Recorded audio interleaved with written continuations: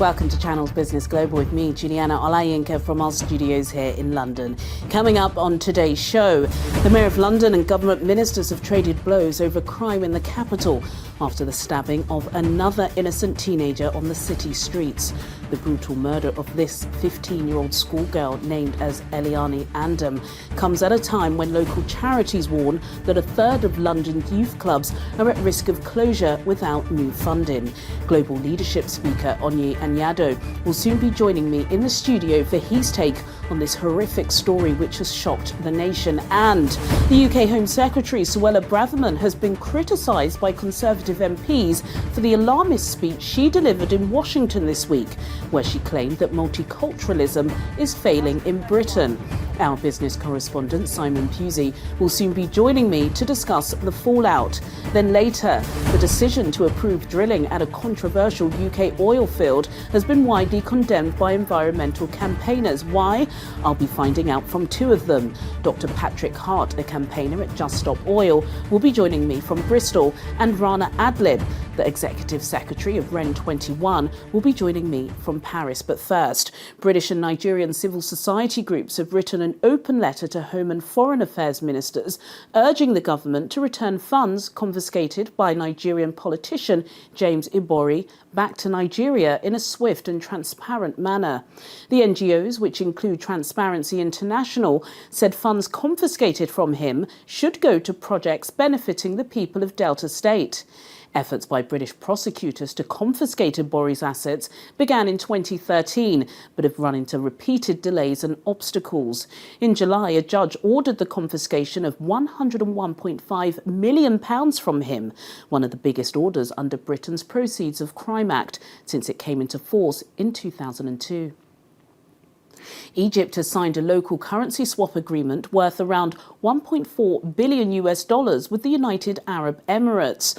The deal will allow for exchange of local currencies between both countries' central banks of up to 5 billion dirhams and 42 billion Egyptian pounds. This is according to a joint statement. Egypt is battling its worst foreign currency squeeze in years and has devalued the pound 3 times since early 2022. The International Monetary Fund is calling on Egyptian authorities to allow for true flexibility in the currency before it lends more money under a $3 billion rescue programme. To British news now, and the Home Secretary Suella Braverman is facing criticism after she said the international asylum system was no longer fit for purpose. In a speech delivered in Washington on Tuesday, the Home Secretary said fearing discrimination for being gay or a woman should not be enough to qualify for refugee protection. But the United Nations Refugee Agency rejected her calls for the rules to be tightened. It said the 1951 Refugee Convention remains a life-saving instrument. The convention forms the basis of the UNHCR's work and provides an agreed definition of a refugee and minimum standards for their treatment. Well, for more on this, I was earlier joined in the studio by our business correspondent, Simon Pusey. Simon, so we know the Home Secretary is very rarely out of the headlines for making pretty controversial statements, but I think her speech in Washington on Tuesday has alarmed even those on the right of the Conservative Party. How has this been playing out? Yeah, and I think a lot of people will be looking at her own leadership ambitions and her own sort of personal portfolio and what she's trying to get out of this, because it wasn't really necessary for her to go to Washington and make this speech, really. It's not going to change anything. But yeah, basically, she's been accused of being alarmist by her own MPs and across the board. Speaking of Washington, D.C., she suggested that it's too easy, basically, to be a migrant these days. So she's saying that the European Convention on Human Rights needs to be changed, that it's outdated. It was made in the 50s, in 1951. And she's saying that just because if you're a woman or if you're fearful of discrimination in some way, that should not be enough to qualify as a refugee in the UK. So she's, multiculturalism has failed. Right, and she's saying that as well, yeah, exactly. And then you look across the Conservative front bench and you look across the government and you see the number of, black and people of colour who are there, and you think, well, has it failed? Doesn't seem to have failed for your party. But so I think she's playing to sort of the court of public opinion a little bit with an election around the corner. Who knows what happens if the Conservatives lose that election, which they may well, and then who becomes leader? Well, a lot of people are saying that the Conservatives will go slightly further to the right, and that would be Suella Braverman. So I think she's sort of talking to people there. She's also talking to maybe some people in America. Donald Trump, of course, is gearing up for his sort of election, and what happens if he gets in? They're going to be singing maybe from the same hymn sheet. Right. Remember, these migrant issues are not limited to the UK by any stretch of the imagination. A lot of countries have it a lot worse at the moment. America have a huge stretch of people coming over from Mexico, and then you've got people in Lampedusa in Italy, and of course in Greece. So this is affecting a lot of people. So she may be sort of chiming with the Italian government there, and she may be thinking about stuff like that. But yeah, Bob Neal, Conservative MP, saying it was excessive and unhelpful. Tobias Ellwood saying we've earned our permanent seat on the United Nations Security Council because we've helped shape international law, and we should be working together. And the United Nations Refugee Agency has, of course, come back and rejected those calls, saying that it remains a life-saving instrument. And this refugee convention was set up after the war. It was after Nazi Germany, and set up to help Jewish people relocate. And to say that it hasn't changed since 1951 is just not true. They have changed a lot of the articles there to update and modernise it. So I think Suella Braverman knows that the boats issue is huge for the government. She knows she's Home Secretary, and she knows that she has the power to sort of shape discourse here in the country, and that this is something that a lot of the base will be worried about. We'll be worried, of course, about the levels of migration, but I think she knows that nothing's going to change from this speech other than maybe she goes up in the polls slightly. Her standing amongst the Conservative Party right maybe rises a little bit. But I don't think saying that, multiculturalism has failed, and that you need to change the status of what a refugee is. I don't think that's going to change anything, but I think she is looking further forward ahead, really, to an election. Absolutely. Just very briefly, what does this do, Simon, for brand Britain? Because you kind of look at this, with an equal perspective. It does appear as if Britain could be a racist country. That's kind of how it is seen if you are living in the global south and you're hearing the Home Secretary saying things like this, especially a Home Secretary who obviously is a child of migrants. Well, absolutely. Yeah, and people would be looking at that and saying, sorry, so you're allowed and your parents were allowed to come over under these conditions, but you now want to change. And yeah, you look across the spectrum. I think a lot of people have rightly been saying that we should be sort of congratulating modern Britain on having such a multicultural government cabinet front bench. And so for her to be sort of attacking that is a very confusing thing, I think, for a lot of countries. And, we've had a woman prime minister, two, more than the United States, and we've had, Rishi Sunak, and we have, Sadiq Khan. So we've got a huge sort of, and I think that should be congratulated. So a lot of people will be confused by this, but I think, Suella Braverman knows who she's talking to. She's talking to her base audience, and she'll just keep hammering that home because it is a vote winner. And there are people up and down the country that are worried about migration. They're not going to look too deep into the facts, so she can just say these things, and it can maybe lead a little point scoring for her. But yeah, I think it's hard to see anything other than her trying to align herself to be maybe the next leader of the Conservative Party. Absolutely. Well, she was Home Secretary in the 80s, Simon. I wouldn't be sitting here with you, would I? Exactly. Thank you so much. Thank you.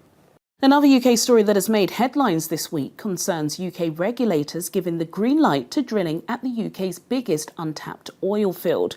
The Rosebank field, which lies northwest of Shetland, contains up to 350 million barrels of oil and could produce up to 8% of the UK's projected daily output between 2026 and 2030.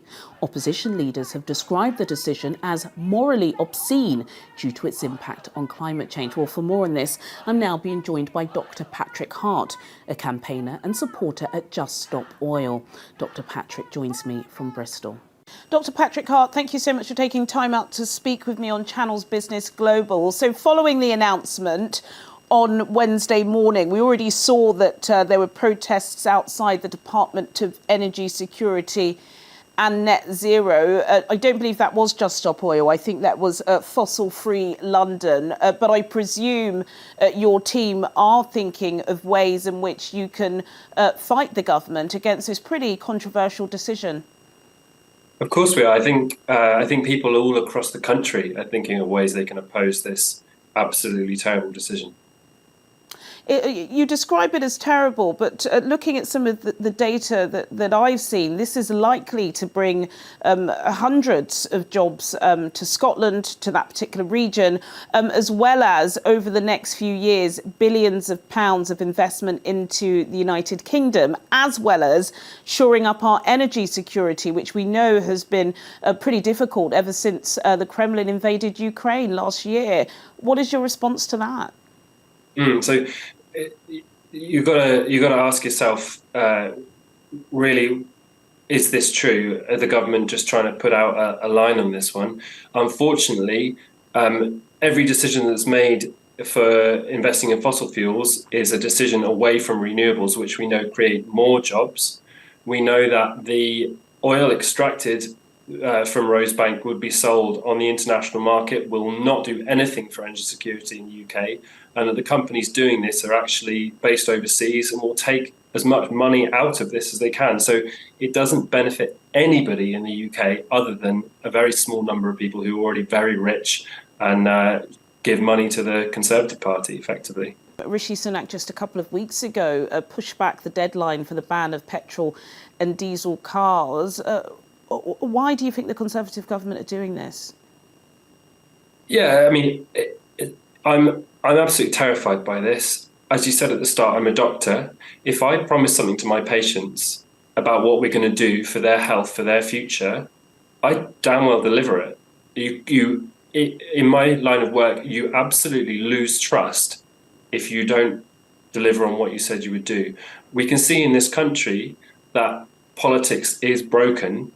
What we're seeing from our current lot of politicians is an abject failure, and frankly is traumatizing for the people in this country and across the world who are watching their future and their lives go up in smoke as these people effectively laugh at them and lie to their faces. So absolutely, it is a shocking lack of responsibility and willingness to lie to the British people. Really insightful analysis from you there, Dr. Patrick Hart, who is a campaigner and supporter of Just Stop Oil. Thank you for your time today. Let's broaden the discussion about controversy surrounding UK regulators giving the green light to drilling at the UK's biggest untapped oil field. And to do this, I'm now being joined by Rana Adib, the Executive Secretary of REN 21. Rana joins me from Paris. What are your thoughts on the British government giving the green light to the oil drilling at Rosewood? Very critical, obviously. I mean, I think the IPC has been very clear about the fact that if we take basically the climate crisis seriously, there cannot be new oil and gas and coal exploration, full stop. What is also interesting is the International Energy Agency has just yesterday released a new report that is clearly saying that oil and gas is going to peak in 2030 because we do not need more oil and gas, because we have many ways of reducing the energy demand and replacing, basically covering the energy demand with renewable energy. So all these investment is basically leading to stranded assets in the future and is not putting the climate priority and climate urgency in the forefront. When you are having these discussions, are you putting African leaders on the table? Because in terms of, the journey to net zero, it doesn't appear as if this is really in the manifestos of African leaders. Indeed, and I think it's very clear that on a continent where basically you still have millions of people not having energy access, the priority is actually about building up energy supply that can provide energy access, but also drive the economy and fuel development.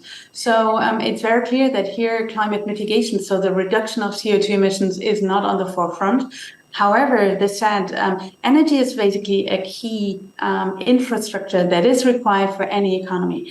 And what is very clear, because of the fact that the continent is suffering very much from the climate change impacts, it is highly important and critical to build up resilient energy infrastructure that will be able to provide a secure energy supply. And this is a real advantage of renewable energy-based part, because it is more decentralized and is a resilient investment. And it's also not locking in economies into technology that will need to be phased out in the future. Thank you, Rana Adib, the Executive Secretary at REN 21. Thank you so much for your time today. Thank you so much. Coming up on Channel's Business Global, the Mayor of London and government ministers have traded blows over crime in the capital after the stabbing of another innocent teenager on the city streets. The brutal murder of this 15-year-old schoolgirl, named as Eliane Andam, comes at a time when local charities warn that a third of London's youth clubs are at risk of closure without new funding.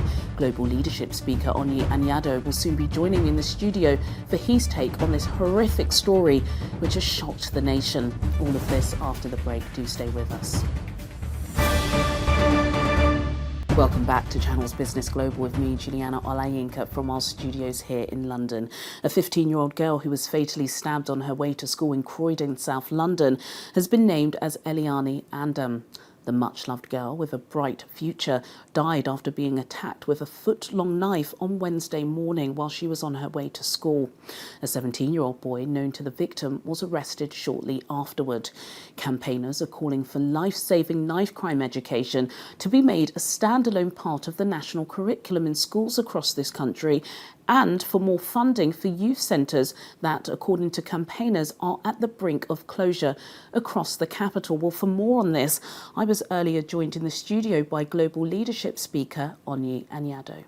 Onyi Anyado, it's a pleasure having you in the Channel's Business Global studio again. Yes. I think if you live in London, most of us are pretty used to walking past Flower Tribute or seeing on local news that there's been another tragic murder. But there was something different, I think, about Wednesday morning's tragedy that has shocked the nation, not just the community, but also the police, government. It's reverberated across the spectrum. Can you put into words why, you think? It's shocking. It really is shocking. You don't expect to wake up in the morning and hear news at that level. Young, innocent young girl on the way to school, you know, first thing in the morning, getting literally stabbed, hacked to death. We've had issues in London. Unfortunately, we're still going to have issues, but this was shocking. This was at that level of what we're hearing that came out about the situation around it. It's shocking, and it's really sad, really, really sad.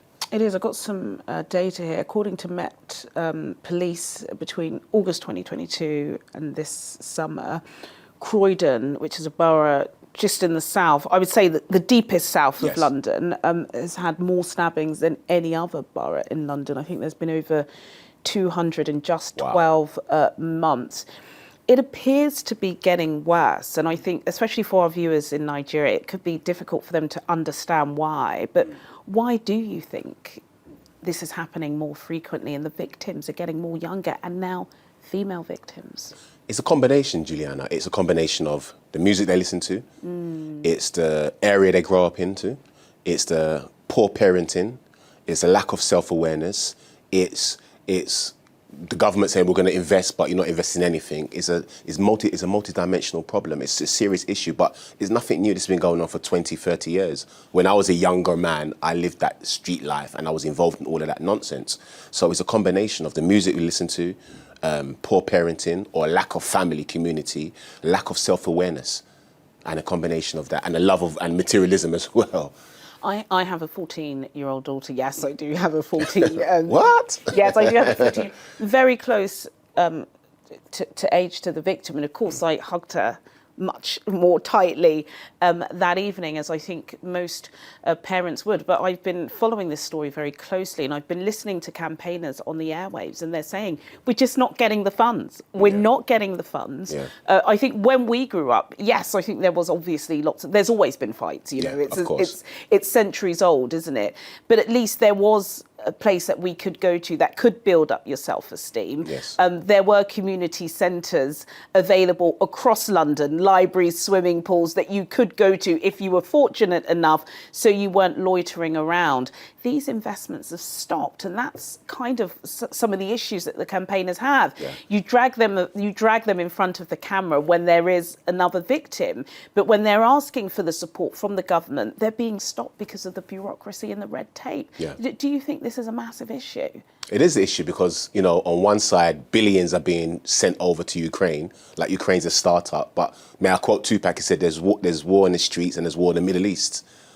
But there's war in the streets of London, but there's now war in Ukraine. So it's a shame that the government would spend billions and yet their young British citizens are dying on the streets. For me, you know, if young people, all I want to do is make money, then put emphasis on apprenticeships.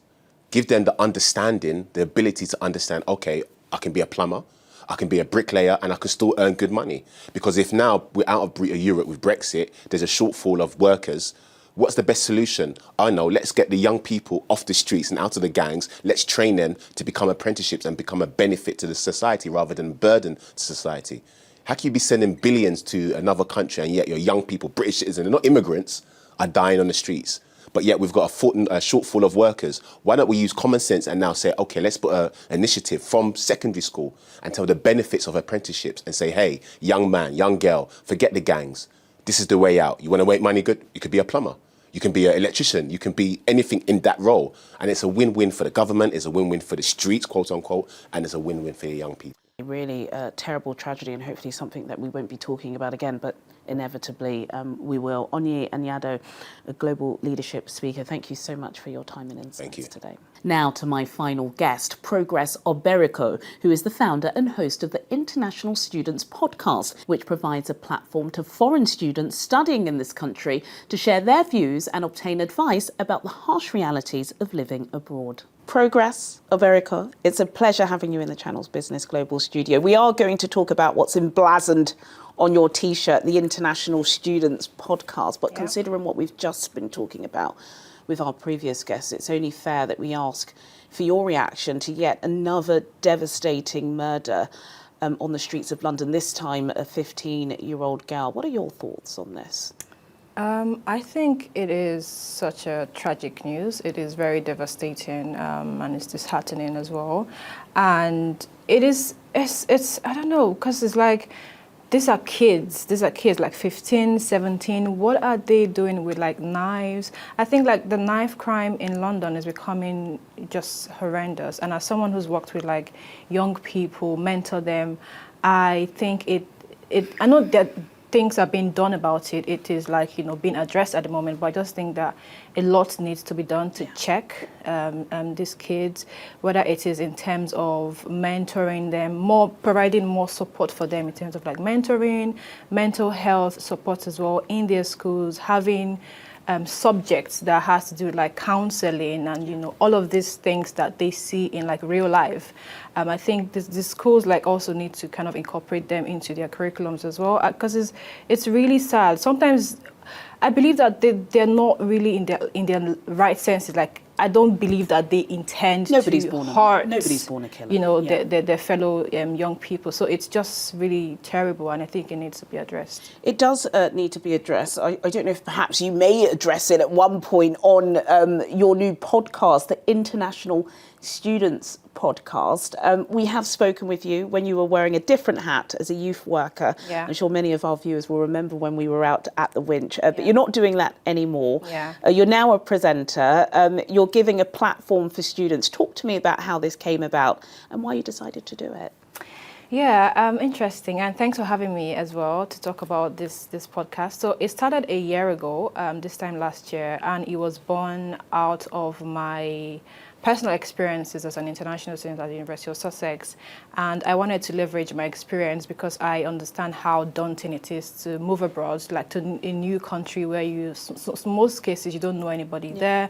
And I understand how challenging that could be and the barriers that comes with that as well. So I wanted to leverage my experience to support and create like an inclusive space for international students like myself. And I've been doing this for over a year now, and I work with universities. I collaborate with like organizations, brands. I get to invite guest speakers from like professional backgrounds, mental health, and we talk about a variety of topics that are relevant to international students. And so far, it's been very, very massively helpful. I think my advice to prospective international students, current international students, and graduates as well, because graduates struggle securing a job is not that easy.